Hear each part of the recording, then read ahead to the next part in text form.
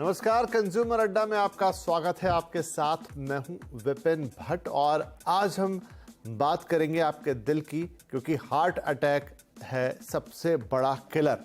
और ऐसा कहने के पीछे कारण है कि मुंबई में एक आरटीआई लगाई गई और उससे जो आंकड़े निकल कर आए हैं वो बताते हैं कि 2022 का जो साल रहा उसमें सबसे ज़्यादा जाने लेने वाली जो बीमारी थी वो हार्ट से जुड़ी हुई थी और उसमें हार्ट अटैक इन पर्टिकुलर सबसे ऊपर था। तो आज इसी पर करेंगे चर्चा, क्योंकि इन दिनों हार्ट फेलियर के बहुत सारे इंसिडेंट्स हमारे आसपास होते हैं। बाकायदा संसद तक में इसकी चर्चा हुई और एक कमेटी है जो आप इस पर काम कर रही है, उसकी क्या रिपोर्ट आती है। लेकिन वो शायद हार्ट फेलियर्स हैं। अभी हमारे डॉक्टर्स जो पैनल पे हमें बताएंगे कि हार्ट अटैक या सडन कार्डियक अरेस्ट या हार्ट फेलियर्स, इन सब चीज़ों में अंतर होता है।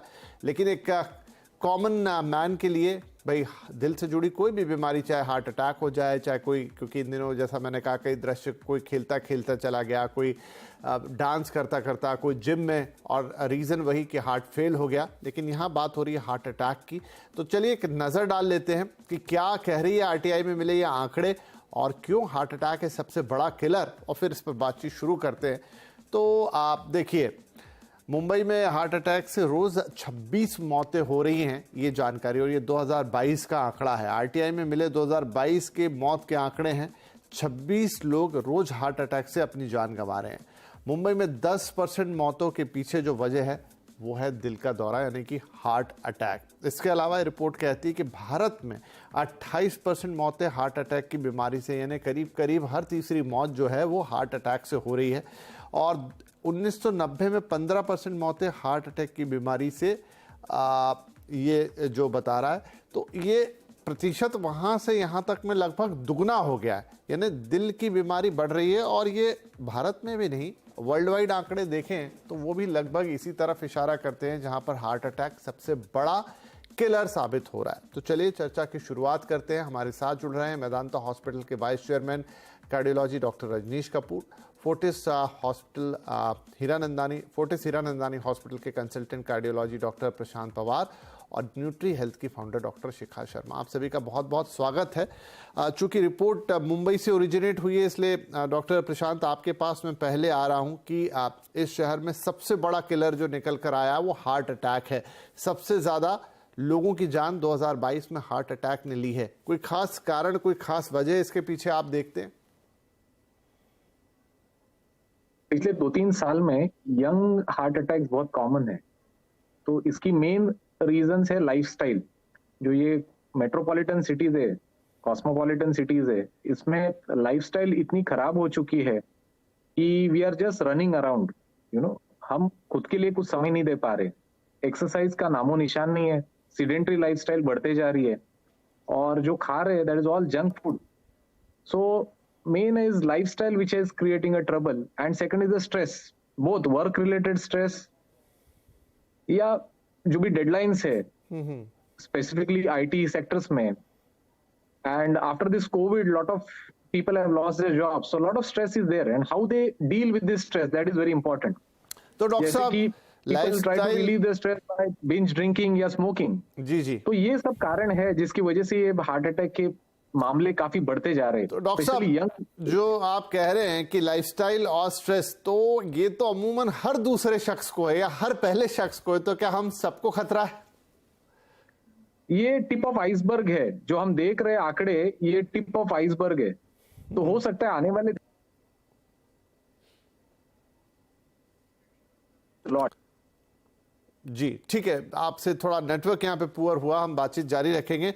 डॉक्टर रजनीश, लेकिन बात सिर्फ मुंबई की नहीं है, ये तो एक आंकड़े आरटीआई लगी और उससे निकल कर आ गए, लेकिन हमने ये भी बताया कि भारत में भी हर तीसरी मौत जो है उसके पीछे का कारण हार्ट अटैक है, और वर्ल्ड वाइड भी यही फिनोमेना रिफ्लेक्ट होता है।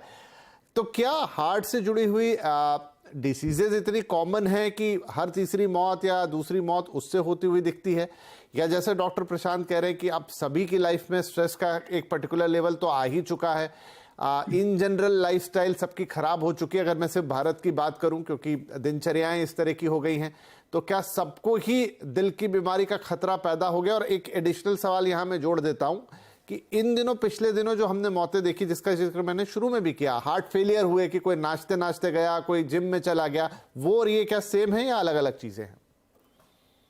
बिल्कुल। तो अभी ये मान के चलें जो आप भी बोल रहे हो, भी मैक्सिमम लोग जैसे ही 40-45 साल की उम्र क्रॉस करते हैं, बल्कि मैं तो ये कहूंगा जो हम अपनी प्रैक्टिस में देख रहे हैं, इवन इससे भी बहुत यंग इंडिविजुअल्स हार्ट अटैक से हमारे पास आ रहे हैं। तो वो हम सब लोग वल्नरेबल बनते जा रहे हैं। उसका रीजन मैं बताना चाहूंगा। हम सब लोग जानते हैं भी हार्ट डिजीज के कुछ स्पेसिफाइड रिस्क फैक्टर्स हैं, जैसे diabetes, high blood pressure, smoking या पॉजिटिव फैमिली हिस्ट्री का होना। अब जिनमें तो ये रिस्क फैक्टर्स हैं वो तो क्लियरली वल्नरेबल हैं ही, बट आजकल के दौर में कुछ नए इमर्जिंग रिस्क फैक्टर्स और हैं हार्ट डिजीज के, जैसे prolong sitting.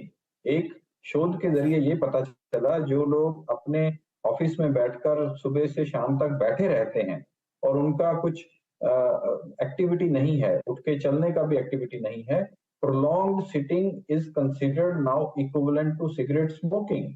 The next big emerging risk factor is sleep deprivation. So हम इतना तेजी से लाइफस्टाइल अपना इस कदर व्यस्त हैं, सब लोग भाग रहे हैं, तो उसमें बहुत सारे यंग एग्जीक्यूटिव्स स्लीप डिप्राइव्ड हैं। वो अच्छे से 5 या 6 घंटे का नींद भी नहीं लेते हैं।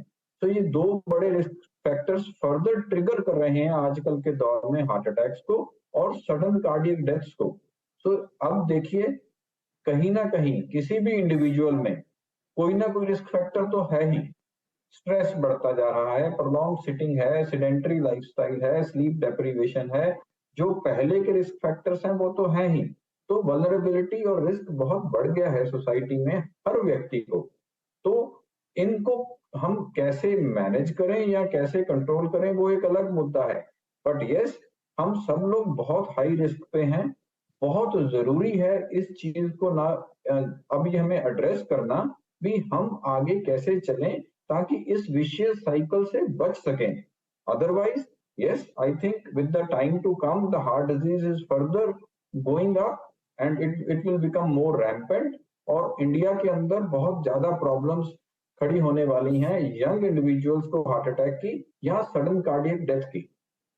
अलार्म बजा दिया है यहाँ डॉक्टर साहब ने कि इंडिया में ये चीज बढ़ने वाली है, और खास तौर पे यंग जनरेशन जिनकी ना तो लाइफस्टाइल जगह पर है, सारे व्यसन भी हैं कि सिगरेट भी हो रही है, स्मोकिंग भी हो रहा है, शराब भी चल रही है, स्ट्रेस भी है, नींद भी पूरी नहीं है, तो सब कुछ है। शिखा जी, एक जो बहुत बड़ा एक और फैक्टर है, आई थिंक वो फूड है, क्योंकि जिस लाइफस्टाइल चेंज की हम बात करते हैं उसमें एक बहुत बड़ा चेंज हमारे खाने पीने की हैबिट्स में आ गया है, जहां पर ना सिर्फ जंक या पैकेज फूड हमारी लाइफ का हिस्सा बना है, लेकिन अब बहुत सारा हम आउटसाइड फूड पे डिपेंड हो गए हैं। टाइमिंग्स बहुत इम्पैक्ट हो गए हैं। इनफैक्ट कल ही हम एक शो कर रहे थे जिसमें बात आई, जो WHO की रिपोर्ट आई है आर्टिफिशियल स्वीटनर वाली, तो अब तो बाजार में जो हेल्दी प्रोडक्ट भी मिल रहे हैं उनमें भी ऐसी चीजें मिली हुई हैं जो WHO कह रहा है कि इनसे आगे चल के हार्ट डिसीज हो जाएंगी। सो इट मीन्स कि ये खाने वाला, क्योंकि देखिए हम तीन ही चीजें तो अंदर लेते हैं मेरे ख्याल से, एक हवा हमारे अंदर जाती है, एक पानी जाता है जो अमूमन ज्यादा जिसमें बदलाव नहीं कर सकते, लेकिन खाना है जिससे हम चलते भी हैं और वही चीज हमें हार्म भी कर रही है। जी, आपने बिल्कुल सही कहा। अगर हम एक नॉर्मल अपनी लाइफस्टाइल देखें, जैसे डॉक्टर साहब ने ऑलरेडी बता रखा है कि सेडेंटरी लाइफस्टाइल और स्ट्रेस के और लैक ऑफ स्लीप, इसके साथ साथ जो हमारा खाना है, हमारा अगर हम एक प्लेट साइज देखें उसमें कितना प्रतिशत खाना अब फ्रेश रह चुका है, बहुत कम। क्योंकि आम तौर पे क्योंकि हम बिजी हो गए हैं तो हम कोई पैकेज फूड का ही सहारा लेते हैं। अगर कोई बेवरेज हमें साफ पानी की चाहिए तो हम कोई एरेटेड ड्रिंक लेते हैं। अगर हमें कोई जल्दी में कोई होम डिलीवरी कोई फूड करवा दे, तो वो होम डिलीवरी के लिए भी, जैसे चाहे वो पिज्जा बेस हो या कुछ हो, उसमें प्रिजर्वेटिव्स डाले जाते हैं ताकि with in few minutes of the order वो चीज तैयार होके घर भेजी जाए।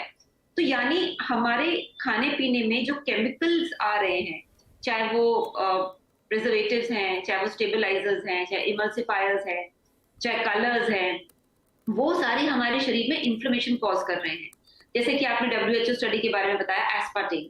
अब एस्पार्टेम दवाइयों में, टूथपेस्ट में, प्रोडक्ट्स में, हर जगह एस्पार्टेम है। अगर आप अपने घर में देखें कि कितनी सारी चीजों में जो स्वीट टेस्टिंग है, एक्चुअली वो एस्पार्टेम उसमें है। तो इस तरीके से हमारी बॉडी में अटैक हो रहा है केमिकल्स का, और इसकी वजह से जो इन्फ्लेमेशन है वो इतनी रैम्पेंट हो गई है कि आई थिंक अगर blood pressure is almost every second person has blood pressure, India is diabetic capital, तो ये दोनों मिलके अपने आप हार्ट अटैक के लिए तो एक रिस्क फैक्टर वैसे ही बढ़ गया है। जी, तो डॉक्टर पवार, तो अब जिस तरह की चीजें हम देख रहे हैं, अब इसमें तो कोई डाउट नहीं रह गया कि ऑलमोस्ट हम सभी उस रिस्क फैक्टर के शिकार हैं। खाना पीना हो, लाइफस्टाइल हो, नींद हो, स्ट्रेस हो, वो कहीं ना कहीं आपको कोई ना कोई एंगल तो पकड़ ही ले रहा है। तो क्या किया जाए? आप फिर 24/7 अपने हार्ट को सर्विलेंस पे डाल दीजिए। क्या कोई तरीका है जिससे आप कंटिन्यूसली देख सकते हैं कि आपका हार्ट सही है या नहीं है? I think main is prevention. We should go back to our roots. जो हमारा खान पान है, जो हमारा एक्सरसाइज था, जो योगा है, काफी सारी चीजें जो हम पुराने मतलब 15-20 साल पहले जो होती थी, अगर if we revert back to the same, I think things. तो उसके लिए तो डॉक्टर साहब को एक क्रांति करनी पड़ेगी, मुझे लगता नहीं, क्योंकि ये बातें करते करते ना जाने कितना वक्त बीत गया, लेकिन वो शायद इतना आसान है नहीं।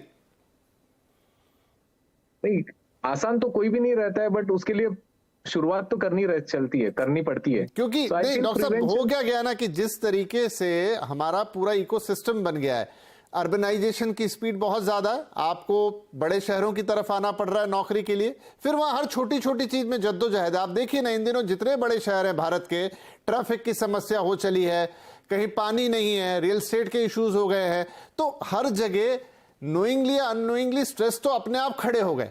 मतलब आप घर से निकले तो ऑफिस पहुंचने का स्ट्रेस है, ऑफिस से निकले तो घर पहुंचने का स्ट्रेस है। बॉम्बे में तो हम मजाक करते हैं कि हमारा मेन पर्पस तो ये होता है कि हम ऑफिस जाएं और वहां से घर आए, बीच में तो हम काम कर लेते हैं बस, क्योंकि आप स्वयं बॉम्बे से तो जानते हैं। जी, तो फिजिकल एक्टिविटी अपने दिन, जो दिनचर्या होती है, जो वर्क प्लेस है, उसमें हम किस प्रकार से फिजिकल एक्टिविटी बढ़ाए, ये हमने ध्यान देना चाहिए। जैसे कि लिफ्ट अवॉइड करना, व्हीकल थोड़ा दूर पार्क करना, जितना हो सके एटलीस्ट 25 से 30 मिनट वॉकिंग करना जरूरी है, सो दैट वो ऑफिस का टाइम भी अगर हम वर्क यूटिलाइज करते हैं एक्सरसाइज के लिए, कॉफी ब्रेक लेने से अच्छा हम अगर वॉकिंग ब्रेक्स ले 10 मिनट के लिए भी, so that also will makes a huge difference over a decade और सो। ठीक है, तो आप ये कह रहे हैं कि छोटी छोटी चीजें ही करना शुरू कर दें। आप कोई बहुत बड़े गोल सेट ना कर लें अपने लिए कि मैं जिम जाऊंगा, कि रोज आधे घंटे ये करूंगा और 1 घंटा वो करूंगा, लेकिन आप अपनी उसी ऑफिस की दिनचर्या में ही अगर छोटा मोटा वॉक कर लें, थोड़ा एक्टिविटी बढ़ा लें। आजकल तो आपके पास डिवाइसेस भी होते हैं जो आपको कहते हैं कि आप इतनी देर से बैठे हुए हैं, हैंडल डिवाइसेस हैं और आपकी घड़ी आपको बता देती है, तो शायद उन चीज़ों के इस्तेमाल से चीज़ें बढ़ेंगी। डॉक्टर कपूर, यही मेरा रीज़न था कि हम बातें बहुत करते हैं, बताते हैं, अक्सर दर्शकों को भी कई बार खुद पे अमल करने की कोशिश करते हैं, लेकिन मैंने पाया यही है डॉक्टर साहब कि वो उस लेवल पे नहीं जा पाता। अमूमन हर 10वें शख्स में एक आध कोई कर पाता हो तो कर पाता हो, जहां पर वो सारी चीजें प्रैक्टिकली कर ले, क्योंकि आपका सिस्टम ही ऐसा बन गया है। बिल्कुल सही है, बिल्कुल सही है। अगर ये इतना आसान होता तो शायद हम अभी तक ये विशियस साइकिल तोड़ चुके होते। This is further growing. मैं एक चीज बहुत स्ट्रांगली एम्फसाइज करना चाहता हूं यहाँ, बहुत जरूरत है अभी 40 साल के ऊपर जो भी हम क्रॉस करें, जो भी व्यक्ति हो, जिनमें रिस्क फैक्टर्स हैं उनमें कंपल्सरली, और जिनमें रिस्क फैक्टर्स नहीं है, जैसा मैंने बताया, पहली बात तो ये सोचना बंद करें रिस्क फैक्टर्स हैं या नहीं, बिकॉज आजकल किसी ना किसी शेप में सब में कोई ना कोई रिस्क फैक्टर है। बिल्कुल, चाहे वो स्लीप डिप्राइव्ड हैं, चाहे वो स्मोकर हैं, चाहे वो प्रोलॉन्ग सिटिंग है, फिजिकली सेडेंटरी हैं। आइडियल लाइफ वे से लाइफ जीना ऑलमोस्ट इम्पॉसिबल हो चुका है।